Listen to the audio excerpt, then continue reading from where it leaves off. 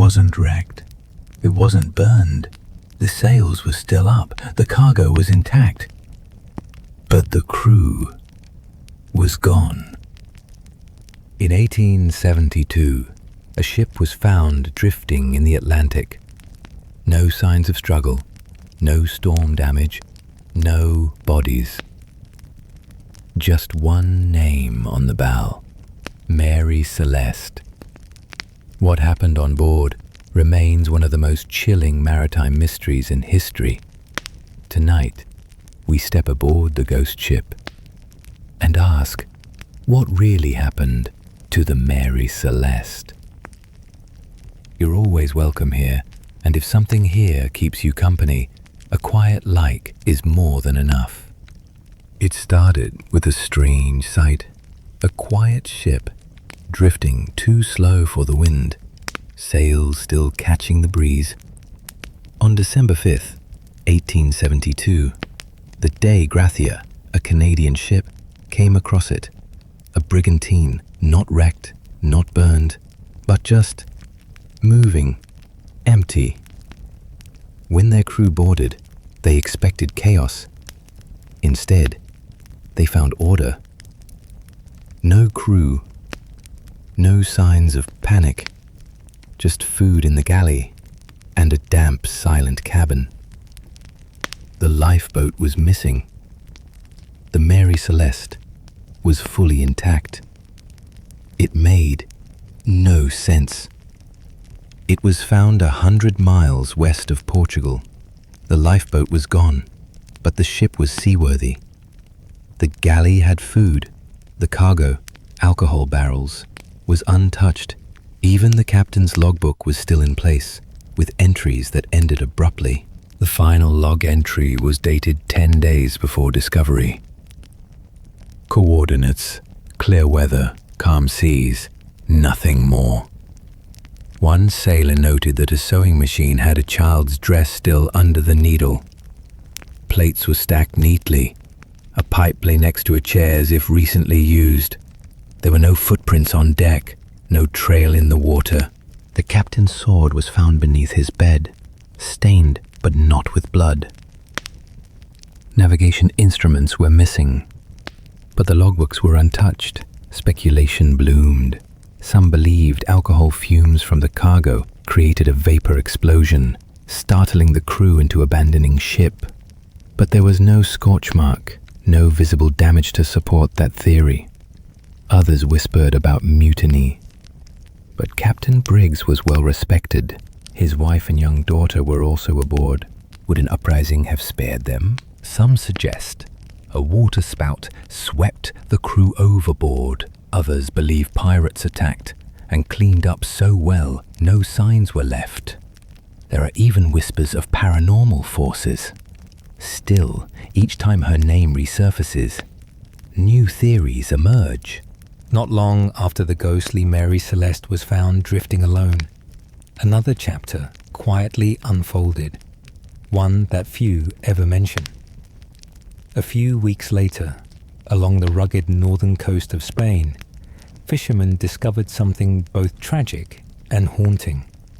2 small rafts had washed ashore, carrying the decomposing bodies of several men. One body was even wrapped in what looked like an American flag. No one could say for certain who they were. There were no documents, no clear markings.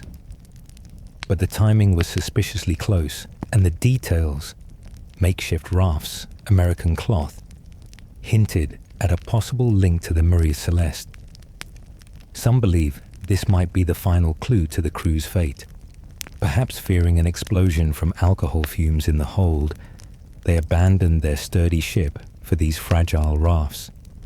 Once at sea, separated by waves and weather, they would have faced the merciless elements until hunger, thirst, and exposure finally claimed them. Even today, there's no proof these were the captain, his wife, their little daughter, or the crew.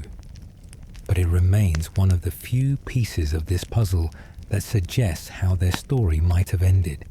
One of the most enduring theories is that pirates boarded the Mary Celeste. In the 1800s, piracy wasn't gone, it had just changed. North African corsairs, rogue merchant ships, and ex-naval crews still attacked vessels in the Atlantic. Some believe a pirate crew boarded her near the Azores, but if so, why leave behind a fully stocked cargo hold? Why spare the ship and take only the crew? There were no signs of gunfire, no struggle, no looted cabins, no torn sails. Still, in 1872, local fishermen near Gibraltar spoke of seeing an unfamiliar schooner days before the Mary Celeste was found. Nothing was confirmed, but if pirates boarded in secret and forced the crew off the ship without violence, it would explain the missing lifeboat and the eerie calm of the abandoned deck. To this day, some historians believe it's the most human explanation for what happened. Others say it's just a shadow on calm water. When the Mary Celeste was brought to Gibraltar, an Admiralty court opened an investigation. The salvagers, those who found her, were accused of foul play. Suspicion clouded the reward. Some testimonies described blood on a railing, a strange sword mark, and oddly placed barrels. Others claimed these were exaggerations or mistakes from rough seas. The judge could not prove foul play nor explain the mystery. The case was closed. The silence remained. Sailors grew uneasy around her.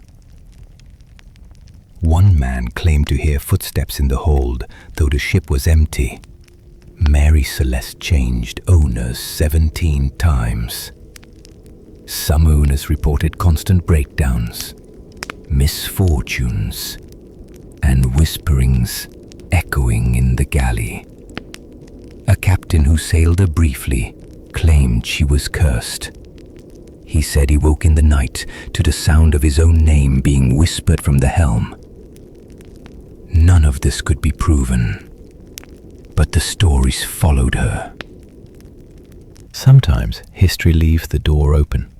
A meal left uneaten, a log that ends mid-journey, a name that still echoes across the waves.